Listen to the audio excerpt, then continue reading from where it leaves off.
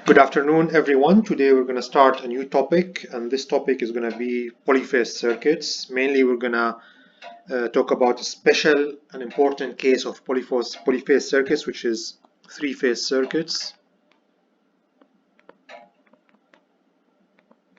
and their connections.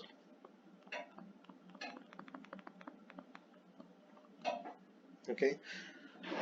So, what are three-phase circuits really? So. And why do they arise? Why do we use them? So if you notice transmission lines, and you might have noticed this, if you notice transmission lines like let's say poles, right, along the street, you notice that many of those poles have three wires connected from pole to pole, something like this. So that's curious. You have three wires instead of two. For power transmission, and you see that also in high voltage transmission lines. And you see typically 3 or 6 wires, right? So those what's happening there is what's called a polyphase power transmission, right? And it is the dominant form of power transmission in this day and age. It is essentially well, let's try to get at it, right? So essentially, I mean, to get to the long and short of it is that a three-phase power source. A three-phase is an example of a polyphase power source, meaning that you could have like a six-phase power source. You could have a four-phase. There is no limit really. You can have a 12-phase. Right? But the dominant form of power transmission is three-phase. I would say it's for all practical reasons the only form of power transmission. You will not see anything higher than three-phase other than for very specialized applications, right? And then the source for a three-phase power transmission will look something like this. It will be 3 voltage sources.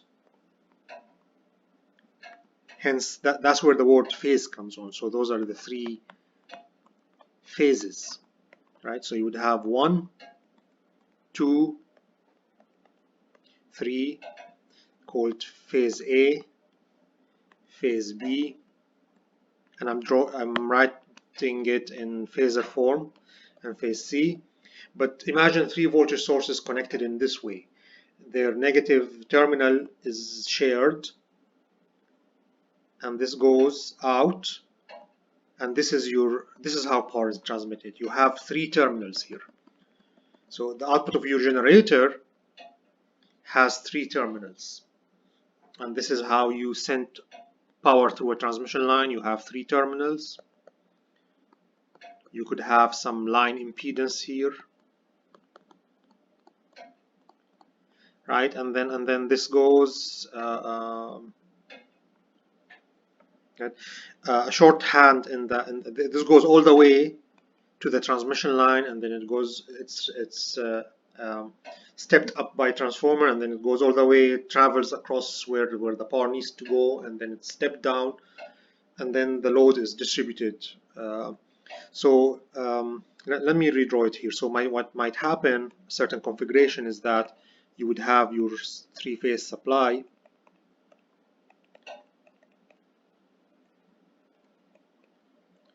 right? And this would go through like this is your motor essentially. So this is your generator. So the utility has a generator that burns fuel, whether oil or coal or whatever, and it spins. And this generator has 3 wires coming out of it. Those 3 wires have voltages that can be modeled in circuit theory like 3 voltage sources connected in this manner.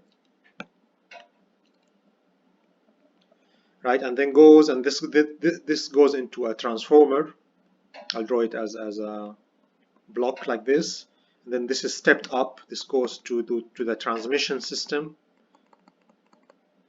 right? And then so this steps up. So let's say this goes from 1 kilovolt to, I don't know, 600 kilovolts, some really high value, to minimize the losses in the transmission. So this might go for like hundreds of miles, and then it goes into a step down transformer. Yeah, transmission lines are typically those big towers that you see. I don't know how to draw them. Those big, huge metal towers that you see strewn across the highway, right? And then you have a step down transformer. It goes down to some medium voltage, right? Let's say some maybe 13.8 kilovolts, right? And then it continues. This is the realm of poles. So this is the realm of those wooden poles that you see, right? Crisscrossing everywhere, right? And then it arrives at your house. So this transmission line, three wires actually. So let me put a third wire here. Those three wires arrive close to your house. Then what would happen is that each one of those wires will connect to a transformer. This is, by the way, a three-phase transformer, because the input is 3 wires and the output is three wires, right? But here you might, by your house, you might find 3 transformers, step down transformers. So this goes from 3.8 kilovolts to 240 volts, right? So this takes a single phase, one of the 3 wires, pulls the voltage down, right? It would look typically something like this, actually. Right? So let me actually draw it in a better way. Right? So the transmission line is coming in. Right? So what would happen is that you would have like one transformer here. This is called the distribution transformer. Right? It would connect like this, and it will go to your house, right? But then you would find another transformer connected this way, that will go to some other house, and then you'll find a third transformer connected this way, right? So the point is that people try to kind of distribute the loading on the three-phase system, so that the system is loaded evenly. And we will talk about that. We'll talk about the concept of balanced loading, right? The idea is that we can the same way we have what's called the three-phase source, right? We also have the concept of three-phase loads. So loads that are connected to all 3 branches or all 3 phases of the three-phase system. Right? And three-phase system arise naturally. There is a very I'll talk a bit about why they are desirable. Why don't we? So we have our generator. Our generator is just a machine, right? Our generator, you feed it coal, right? This machine spins, burns up the coal or the oil or the petroleum and spins, and it generates a voltage. Why don't we just take a single phase voltage out of it? Why do we need to take 3 wires out of it? Right? Why do we wind it in a way such that we take 3 wires out of it? There's a very deep reason for this, which we will discuss in this lecture. But mainly I'll touch upon it here. The main reason is that if I extract a single phase wiring out of the machine, I can get power out of the machine, that's fine. But this power, if I plot it with respect to time, it will look like this.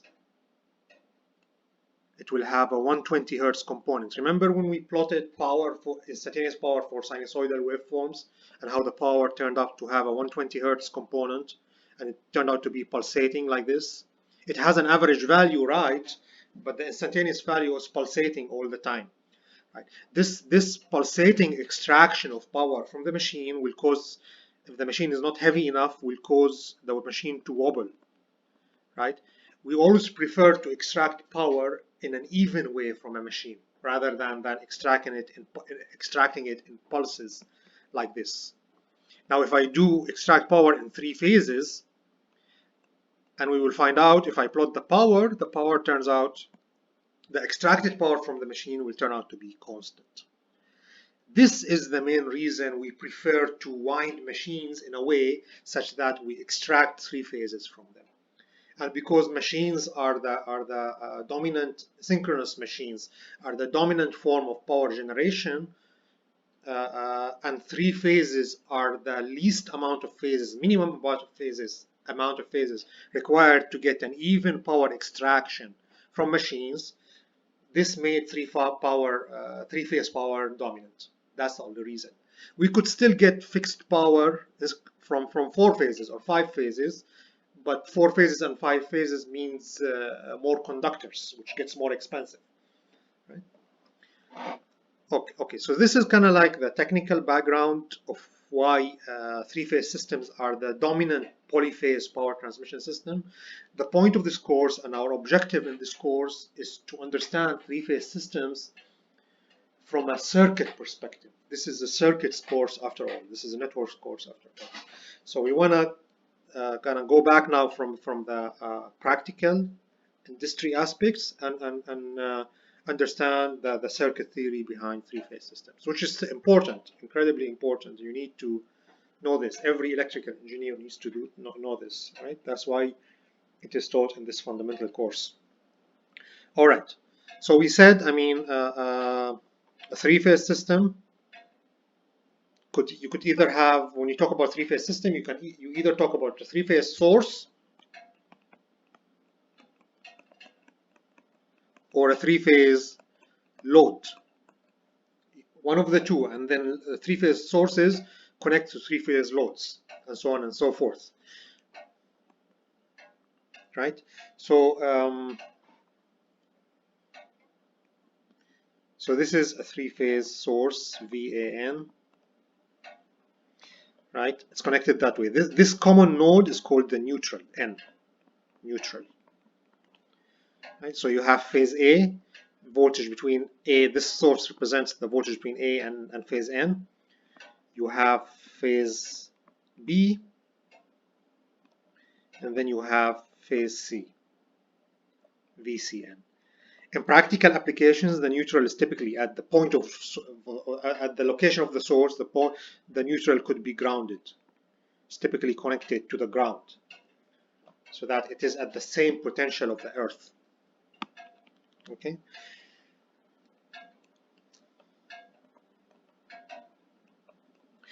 By the way, this is a 3-phase system source. Let me call it a source. By the way, just a side note, a single-phase source, something like this, could be considered with a 2-phase source. Why? Because I could always split this up like this,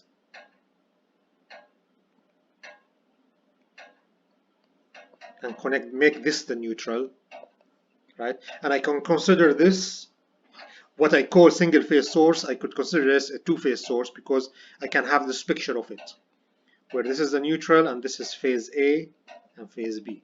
So this is our classical familiar single-phase source can be imagined to be a 2-phase source, right? So it is not a stretch of the imagination to just, it's not a big stretch of the imagination just to add a 3rd source here and get our 3rd phase. That's all it is, right? And all the properties that we know from single phase or what's called, what we're calling now 2-phase source, apply to 3-phase. Like one property is that the current here, IA, coming out is IA, current coming out here is IB. We know from KCL that IA plus IB equals 0, right? I should also assume here that if I take IA right? Just following the symmetry, I can assume that IA plus IB plus IC will also equal 0, and we're going to show that.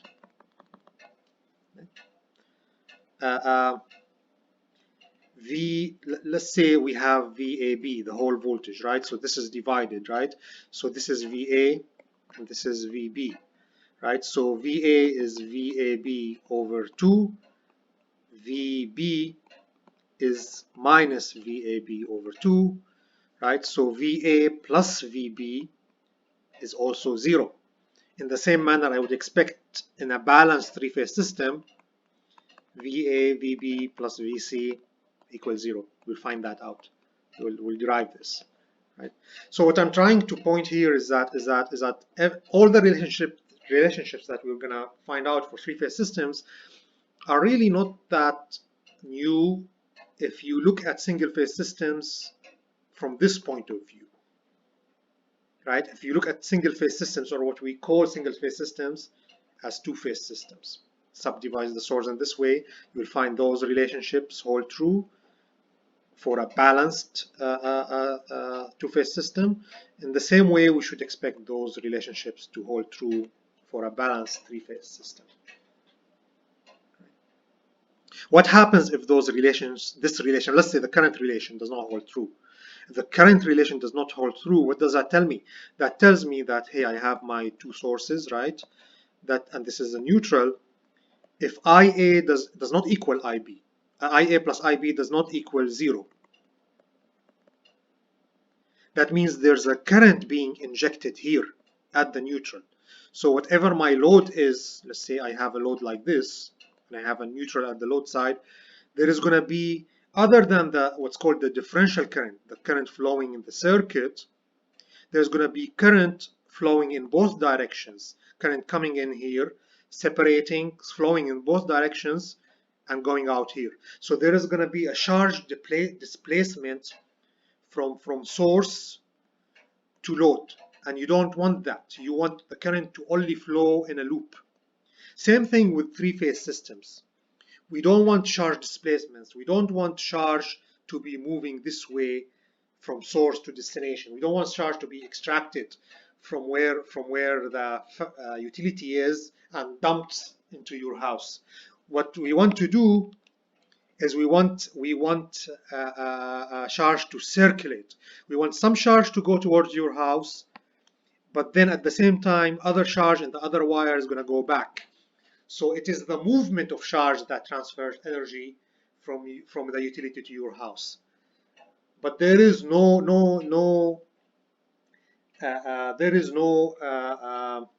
net charge displacement. That's a very important concept, and that's really the deep reason why we want to maintain those relationships, right? Why we care about balanced two-phase systems and balanced three-phase systems, and why those relationships arise naturally. Another way of thinking about it, let's say we don't have electricity. Electricity does not exist in nature. And then we decided to use water as a way to transfer energy. I want to use the movement of water to transfer energy. So I could imagine, have a thought experiment of the utility in this alternate universe just pumping water, right? The utility could do something. It could get a single pipe and just pump water to your house, right? But there's a problem with that. This is a method of transferring energy, right? You have the water gushing into your house, and you can use the kinetic energy of the water to run all your equipment. Let's say you have equipment or devices that run off water energy, right? What matters here is the energy. You're using the kinetic energy of the water, and you're transferring that to other forms of energy. This way of doing business in this alternate universe is not good, right? You're constantly taking water from the source, dumping it at the destination. What's more beneficial and what's more useful and what's more practical is to have a water loop, so that there is no net water being transferred. Water flowing in this direction is counteracted by water flowing back. So there is no net water flowing, but there is energy reaching your house, because what reaches your house is water that is moving, right? So that has kinetic energy. You can use that energy, right? So this is the idea of balancing, of having a balanced system. This is a kind of like a key concept. I hope this analogy is useful, but this is the best way in my mind to kind of visualize why it's important to have those balance equations. Okay, so having gone on this digression, let me just talk circuits now. Let's start talking circuits. Okay, so okay, circuits. VAN, this is the source for a three-phase system, three-phase circuit, and it looks like this. We have three voltages, VCN, VBN. Okay. In a three-phase AC system, all three-phase systems are AC, of course, because AC is also the dominant power transmission method, right? So VAN is typically for it could be anything, but for a utility, let's say your house. Let's say you have a three-phase signal coming into your house, voltage coming to your house. It will look like this. Let's say it has 120 peak volts. Right, so all AVB in a balanced three-phase system, all three phasor voltages will have equal magnitudes, but the phases will differ, and the phases will have this relationship. So it's going to be 0 degrees minus 120 degrees plus 120 degrees, or you could say minus 240 degrees. It's the same thing. Plus 120 minus 240 is the same thing. VRMS, VRMS, VRMS. Right? So in a balanced three-phase system, the magnitude will be the same, but the phases will have this relationship. And if I draw the phasor diagram for this, it will look like this. This is going to be VAN. VBN is minus 120. So this is VBN. VCN is plus 120 or minus 240. This is minus 240 or plus 120. Same thing, reaches the same place. This is VCN. Right. So notice VBN, the second phase is always lagging the first phase. The third phase is always lagging. The third phase is always lagging the second phase. Okay. So this is how typically a balanced three-phase source will look like, and we can write those balanced voltages in the time domain as follows: VANT equals 120 square root of 2 cosine omega t volt. VBN of t 120 square root of 2 cosine omega t minus 120 degrees volt. I multiply by square root of 2 because I wanna transfer the transform the VRMS value to a peak value, right? We know that V peak over square root of 2 equals VRMS, right? So just multiply the VRMS by square root of 2, you get the peak value. VCN,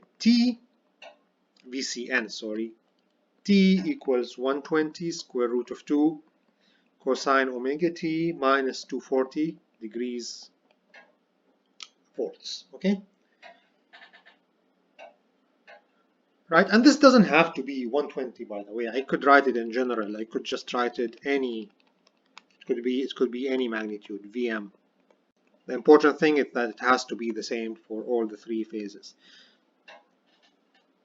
Okay, now I want to show you that if we have such a system and we load the system in a balanced way, meaning the currents also match the angles of the voltages, we will get the DC, the constant power transmission or extraction from the machine that we talked about. We want to show that if we meet the three-phase voltage source with a three-phase current extracted out of it, we get constant instantaneous power, which is a desirable characteristic, which is really the main reason for adopting this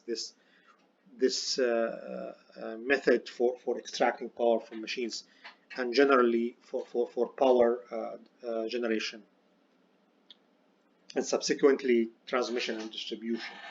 So let's just show that. Let's assume we load this three-phase supply in this manner, IA of t. And let's assume we match this. So we have also Im cosine omega t. We assume we match this, right? But we also want to allow some angle, because the load doesn't have to be resistive. The load could be inductive or capacitive, could be a mix, and we could have some angle between the voltage and the current.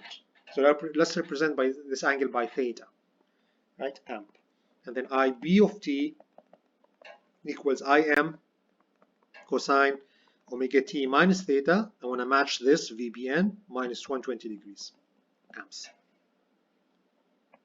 IC of t equals Im cosine omega t minus theta minus 240 degrees or plus 120, the same thing, amps. Okay, what would be the power? So this is my, let me redraw it, my VA, VB, VC. So this is IA, IB, IC. The power is just going to be extracted from each one of those three supplies is just going to be V times I, right? So P of t, instantaneous power, is going to be PA of t plus PB of t plus PC of t, right? So this is going to equal VM IM.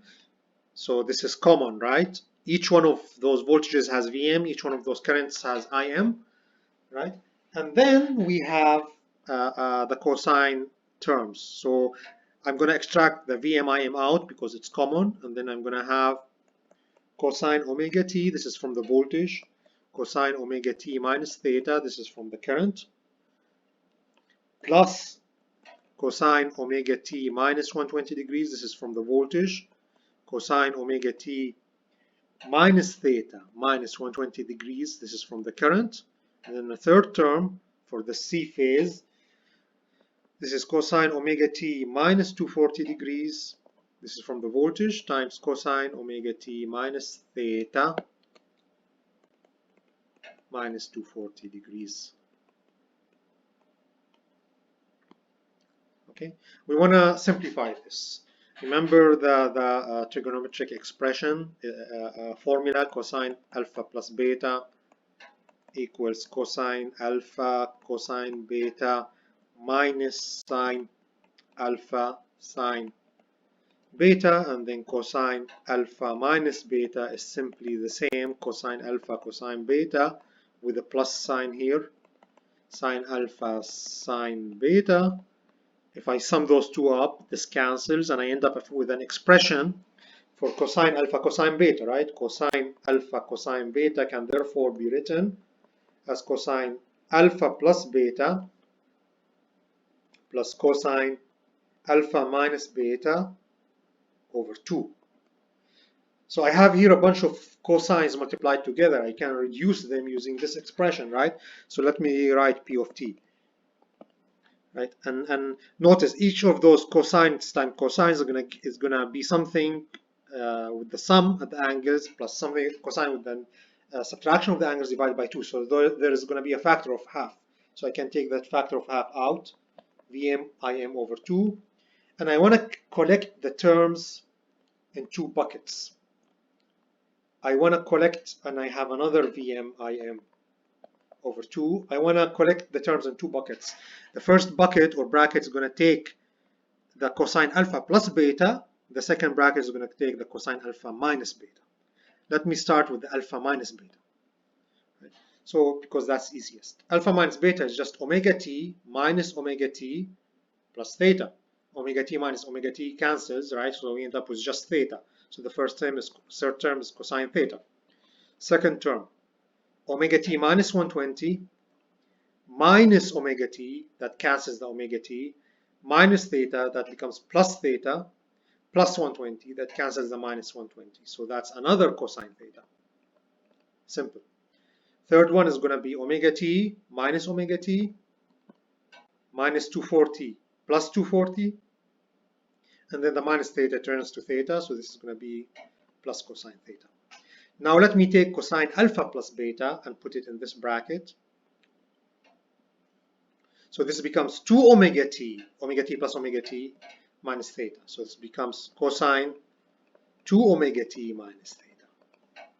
Okay, so this is a little bit more complicated. This becomes 2 omega t, 2 omega t minus theta minus 120 minus 120 minus 240. So it becomes plus cosine 2 omega t minus theta minus 240 degrees.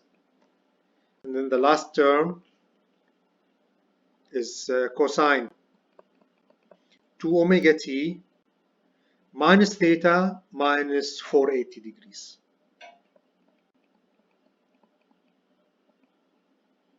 Okay, what is 480 degrees, by the way? So what's 480 minus 360? Right, that's 480 is equivalent to so 8 minus 6, 2, 4 minus 3, 1, 120, right? So if I go an angle of minus 480, so this is minus 480, it's similar to going, so to here, it's similar to going minus 120, right? Because I can always take 360 out and I end up with the same thing. So this, I can write this as minus 120 degrees, right? Minus 240 we said is equivalent to 120. So this is equivalent plus 120 degrees, right? If I have minus 240, it's equivalent, minus 240 is equivalent to plus 120, right? The idea now is that I can take this cosine 2 omega t minus theta, cosine 2 omega t minus theta. Notice the 2 omega t minus theta is common, but I have 0 plus 120 minus 120. We can show that if I have any angle for any phi angle, cosine phi plus cosine phi plus 120 degrees plus cosine phi minus 120 degrees is equal to 0. If we can show this, we can cancel this whole thing out and PT will become this constant, right? And this is very easy to show. Let's show it quickly, right? And here nothing special. I use the well-known identity. So this becomes cosine phi plus cosine phi cosine 120 degrees minus sine phi sine 120 degrees, and then do this. This is going to be plus cosine phi cosine minus 120 degrees plus sine phi sine 120 degrees. This equals what? Notice that this sign cancels with this sign. It's the same thing, positive, negative, and we end up with and let me take here cosine phi out. So this becomes cosine phi times 1 plus cosine 120 plus cosine minus 120. Cosine is even, right? Cosine minus 120 is equal to cosine 120. So this is going to be 1 plus 2 cosine 120 degrees. For this to be 0, cosine 120 degrees needs to be minus 1 over half, minus half, right? So the 2 goes with 2 and we end up with minus 1 plus 1 is 0, right? Well, lo and behold, we know that cosine 120 turns out to really be minus half. That's what cosine 120 is. So this works for 120 degrees, and this whole expression goes to 0. And that's why the angle is important in three-phase systems. It's not just taking 3 wires out. We have to maintain the angle at 120 because that is the angle that causes those terms to cancel out. Any other angle will have those terms have some non-zero value some of the time. Only at an angle of 120 degrees do those terms cancel out completely. And that allows us to write the instantaneous power as 3 cosine theta. So it's going to be 3 Vm Im over 2 cosine theta. And this gives us the constant instantaneous power, which is a very desirable characteristic of balanced three-phase systems. Now we want to talk about three-phase connections. So what can we connect to a three-phase source? What would the load look like that you can connect to a three-phase source? Right, so before we do that, let's review. So we're talking still about balanced three-phase source. What does the word balanced mean? The word balance means that all the magnitudes of the voltages are the same, but they are distributed in phase by 120 degrees.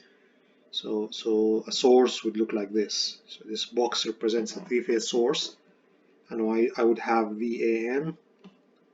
I have my neutral, then I have VBN, then I have plus minus VCN, and then I have this first port, this second port, and this third port coming out, wire coming out, right? And then we said that all three voltages, for the word balanced means that all three voltages are the same, have the same magnitude, but their angles are spread apart by 120 degrees.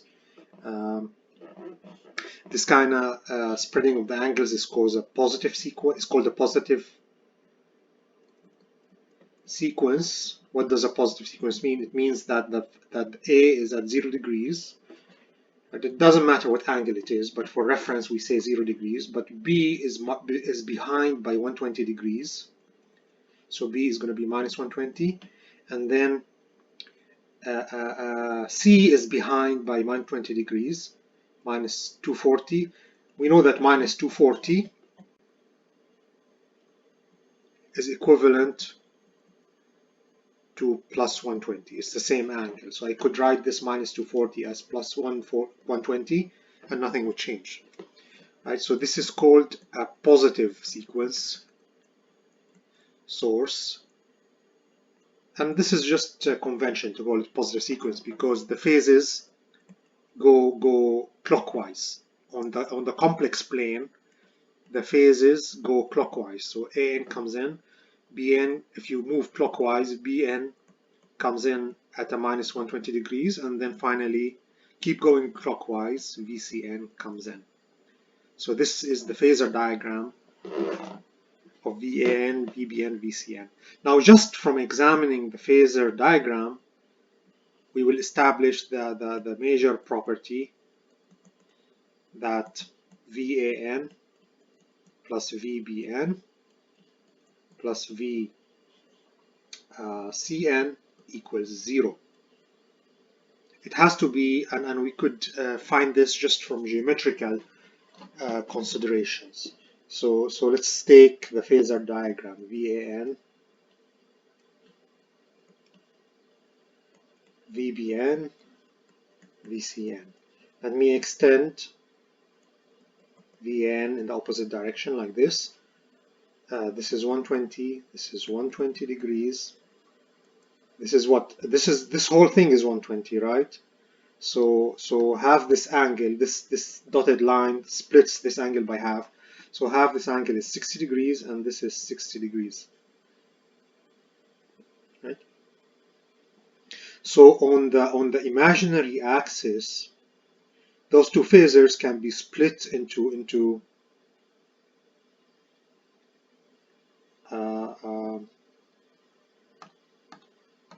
let me do another color. Can be split into those components. So I'm splitting the upper vector into this component, phasor into this component, and the lower phasor into this component. Notice that those two are equal and opposite to each other because those two phasors are equal, VBN and VCN, so those two cancel out.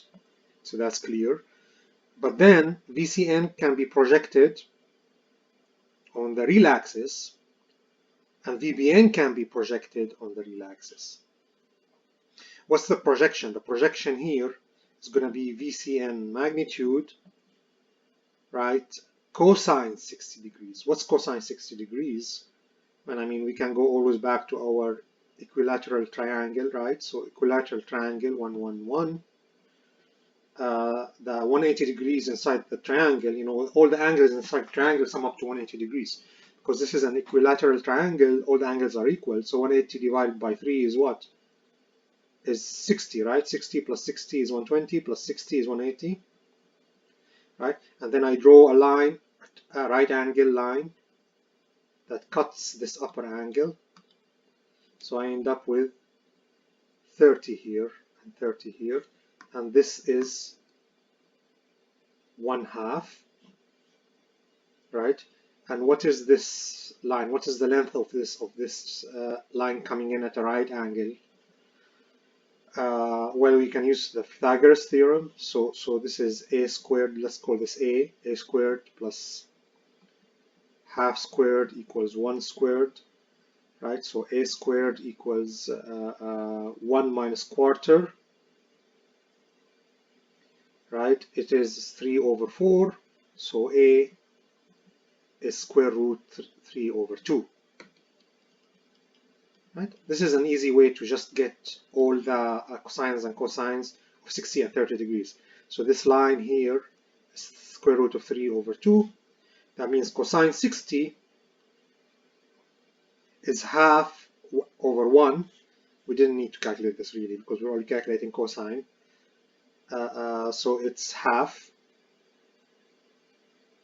Right? So this is half plus VBN magnitude half, cosine 60 is half, right? But VBN equals VCN equals, so this equals 2, VCN equals VAN, VBN equals VBN. So VAN equals both VCN and VBN.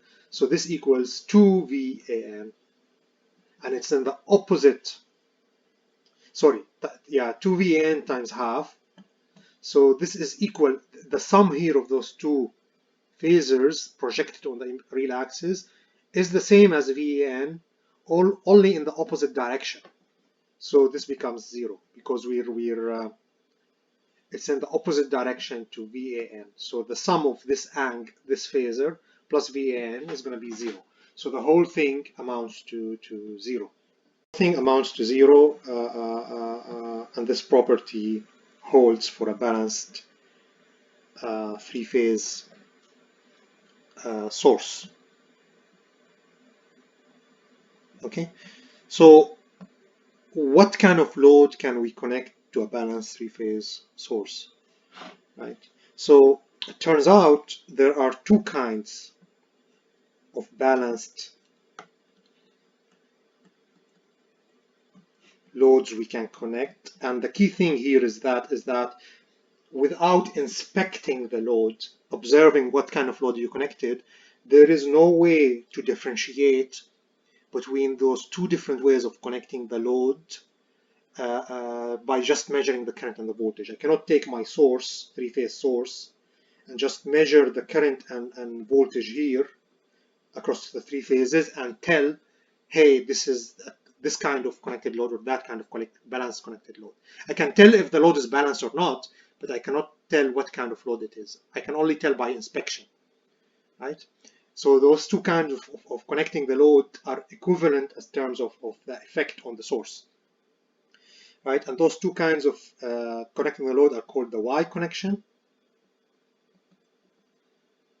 or Y, or the delta load connection, or delta, right? I can write it like that. There's no way to discriminate between determine what kind of load is connected by just measuring voltages and currents. It just is. You have to inspect the load.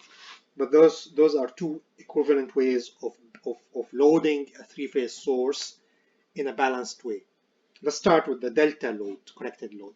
So I have here my source coming in. This is VAN, VBN, VCN. This is a balanced source, right? And then I have my first load is connected this way. Notice it's connected between the lines. So this is ZAB. My second load is connected this way. This is ZBC. So this goes like this. And then my third load is connected this way. This is ZCA. No, this is called a delta load, because delta connected load, because if you draw it that way, it resembles a delta, right? And it has for this to be balanced, ZAB has to be equal, ZBC has to equal ZCA, right? Of course, right? And then there is the Y connected load, which will resemble a Y. That's why we call it the Y connected load. So let me redraw the three phases coming in: ZAN, ZBN, ZCN. So the load would look like this: ZA, there will be a neutral associated with the load, ZB, and then ZC. And this is a Y load.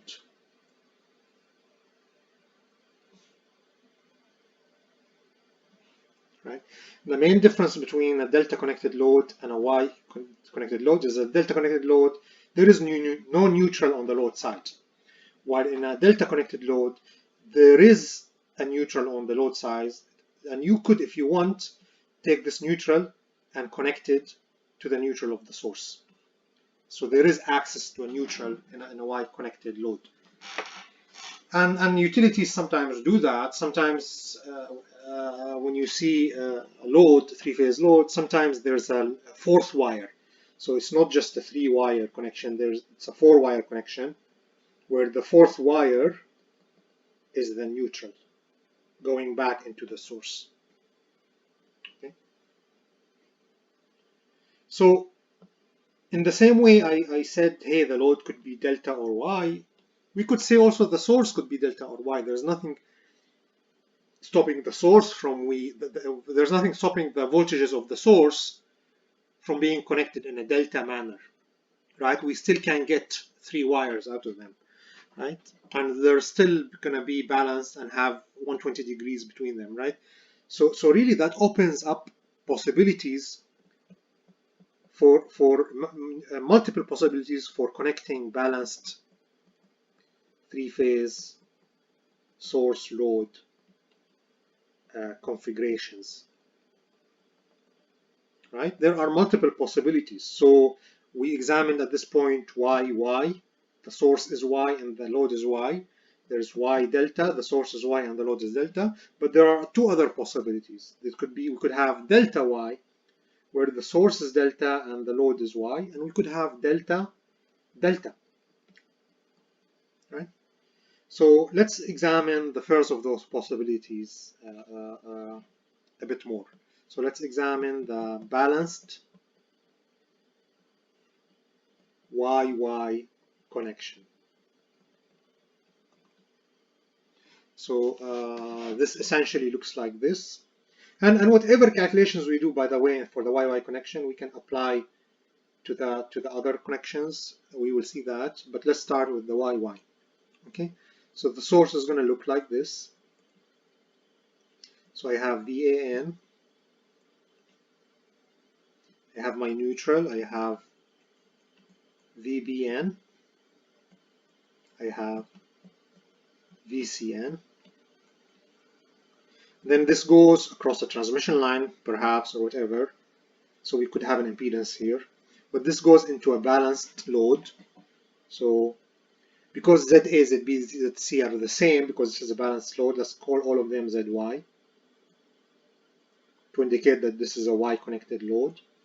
ZY, ZY, and this goes into here, and this goes into here. Right?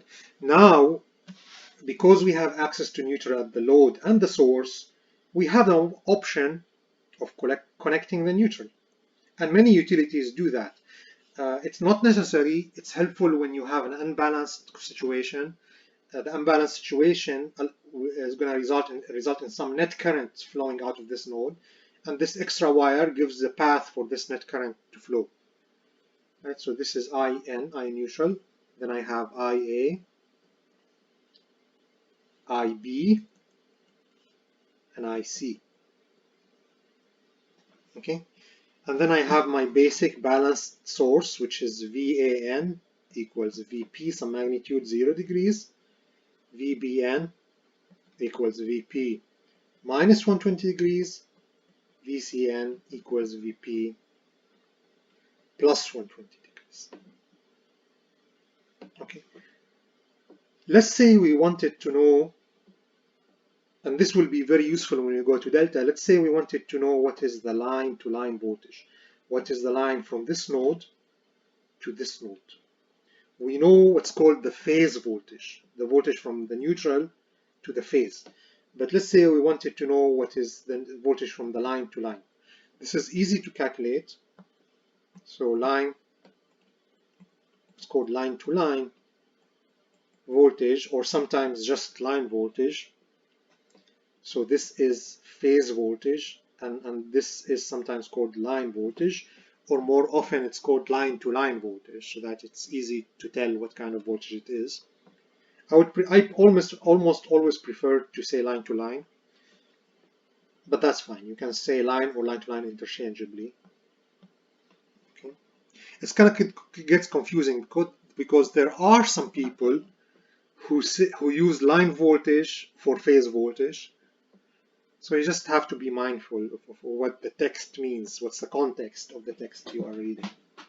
Okay, but let's try to numerically calculate the line-to-line voltage, the voltage from one phase to the other, like that. So let's say we call this VAB because it's between phase A and phase B. Right? So VAB is just a matter of using KVL, right? It's just clearly VAN, this one, minus VBN. So it's VAN minus VBN. Just do the phasor math. VP minus 120 degrees, right? And I can convert this to rectangular. So this is VP minus VP. So this is going to be cosine 1 minus 120 degrees is just going to be cosine minus 120 degrees plus J sine minus 120 degrees. So this is going to be VP minus VP. Cosine minus 120 degrees is just minus 1/2. Sine minus 120 degrees is square root 3 over 2. We discovered that from our triangle, right? Square root of 3 over 2. So let me take the VP out. This becomes VP 1, and then I'm taking the minus n. So this becomes plus half. So if I take the minus n, this becomes plus half minus j, right? So actually, let me do an intermediate step so that I don't confuse myself. So this is VP plus 1/2 VP minus VPJ square root of 3 over 2.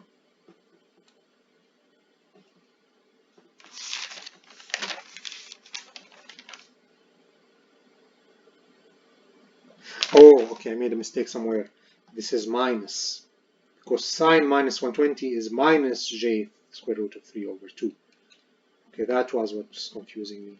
Sine 120 is square root 3 over 2, but sine minus 120 is minus square root of 3 over 2. Okay, so let me take this n. This becomes minus plus. This becomes plus VPJ square root of 3 over 2. I can take the VP out. This becomes VP 1 plus 1/2 plus j square root of 3 over 2. So this becomes VP 3 over 2 plus j square root of 3 over 2. Right? And then I know that the magnitude of 3 over 2 plus j square root of 3 over 2 It's just square root of 3, right? It's 3 over 2 squared plus 3 over 4 square root, right? So this is going to be 9 over 4. 9 plus 3 is going to be 12 over 4, which is 3, so square root of 3. And then the arg of this number is going to be 30 degrees. You can do it in a calculator. So VAB is going to have a magnitude of square root of 3 VP 30 degrees. So this instantly gives me a relationship between the phase voltage and the line voltage. Oh, this is VAB. Right? By the way, we can repeat this exact same calculation for the other two phases. It will be the same. So VAB square root of 3 VP 30 degrees. Right? So we will discover, if we repeat this calculation, we will get the same kind of formula for the other two line voltages. So the voltage from line B to C, and then the voltage from line C to A, VCA. We will discover we will get the same kind of magnitude, but the angles will be different. But because this is a balanced source, we should still expect the angles to have the 120-degree relationship. Right? So VBC now, from phase B to phase C, will have the same magnitude, square root of 3 VP, but the angle is going to be minus 120 degrees apart. So this is going to be 30 minus 120. Right, 30 minus 120, so 30 minus 120 plus 30 is what? Is minus 90, right? So minus 90 degrees, and then we're going to go also another minus 120 degrees. So VCA is going to be square root of 3 VP minus 190 minus 120 is going to be, it's going to be minus 190 plus 20 minus 20, so it's going to be minus 210 degrees. Right? So the phase relationships are the same in a balanced system, whether we're looking at phase or line-to-line voltage. The magnitude changes, but the phase is the same. We're always going to have minus 120 degrees angles between them. But the starting phase is not going to be 0, it's going to be 30 degrees. Right? The basic relationship we got here is that the magnitude of the line-to-line voltage is just going to be square root of 3 the magnitude of the phase voltage. The magnitude of the line-to-line voltage is higher, right? But it's not double, it's square root of 3. So this is line, this is the basic relationship. So this is line to line voltage, and this is phase voltage. Okay.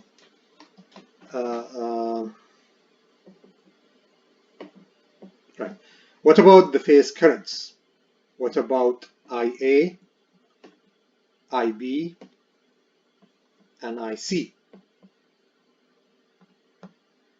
So what is the current? Let's now calculate the phase currents. IA, let's start with IA. And this is, we're doing a trick here. We're using this configuration. So you see, so here in this configuration, we assumed that we connected a wire between the neutrals. This makes calculating IA easier because now only the phase VA is appearing at ZY, right? And this is a trick. The reason I say this is a trick will be clear soon, right? But using this trick, connecting just the neutrals, ZAN appears completely across Y, so IA is going to be simply VAN over ZY, which is VP 0 degrees over ZY, right? So really, I mean, IA is just going to be the same as VAN, but with an impedance, right? This impedance causes the magnitude to change, but it also introduces an angle. So if I plot IA will be at an angle, some angle theta, compared to VAB, right? And then the same way when we calculate IB and IC, because the impedance, because this is a balanced load, the impedance is the same, then the angle, the change in angle from VB and VBN and VCN will be the same. So we will get something like this. The angles will still be 120 degrees apart. Only the whole thing, the whole ensemble of three phasors will be shifted together by 120 degrees. Not by 120 degrees, by theta each, right? So the configuration is still a three-phase configuration, and we know that those three phasors, if they have the same magnitude and they have 120 degrees angle between them, they sum up to 0. We've established that already. So that tells us that IN equals IA from KCL equals IA plus IB plus IC equals 0. Okay, so this is an important result. So that tells us that if the load is balanced in a Y load, the current going back through the neutral is going to be 0.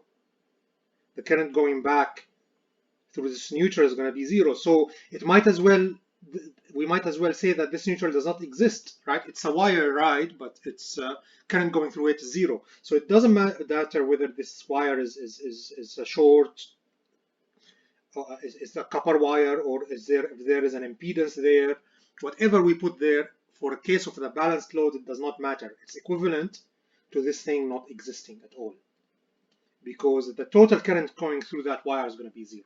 That's why I said this was a trick, because it allowed us to easily get the phase currents without doing mesh analysis, right? And therefore we can ignore this neutral wire, and we can say that the phase, for a balanced load, the phase appears directly at each of those loads, right?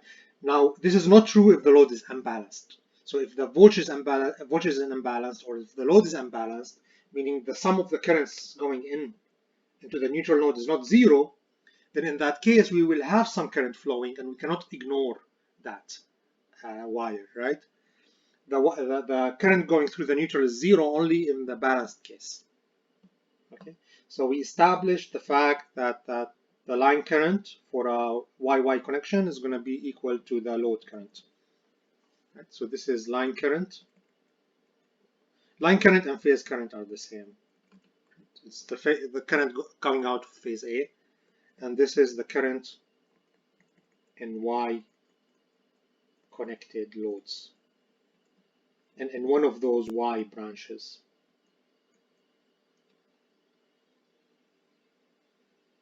Okay, so this gives us an important fact, is that under balance, and the key is balanced, under balanced conditions, and the conditions for balance are that the loads are equal in all three phases. That's one condition for balance. And the second condition is that the voltages in the source are equal, with 120 degrees being 120 degrees apart. So under balanced conditions, we only need to analyze one phase, right? If we solve for one phase, the other two phases are already solved. The only thing we have to add is the 120 degree shift between the phases, and that's it. All right, so we're going to continue with examples and the rest of the material next time. Thank you, guys.